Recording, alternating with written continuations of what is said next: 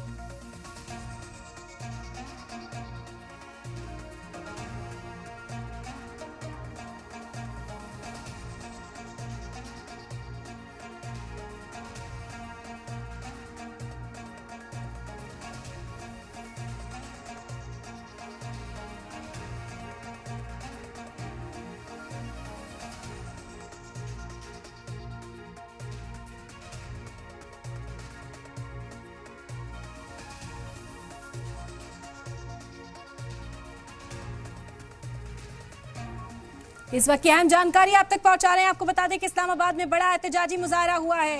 एहतजाजी मुजाहरा किया गया, भारत के खिलाफ नारेबाजी की गई है। इस वक्त की अहम जानकारी, भारत के हाई कमीशन के बाहर हंगामा किया गया।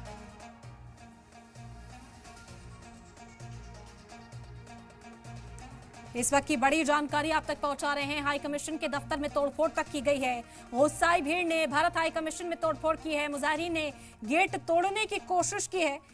बड़ी खबर इस वक्त की आप तक पहुंचा रहे हैं। आपको बता दें कि इस्लामाबाद में ये पूरा हंगामा देखने को मिला है। भारत ने आज पाकिस्तान की कई चीज़ों पर बैन लगाने का ऐलान किया, जिसके बाद पाकिस्तान भी इस वक्त भारत से बदला लेना चाहता है और कई बैन लगाने की बात करता हुआ नजर आया है। अब आपको बता दें कि गुस्साई भीड़ ने पाकिस्तान के अंदर, इस्लामाबाद के अंदर भारत हाई कमीशन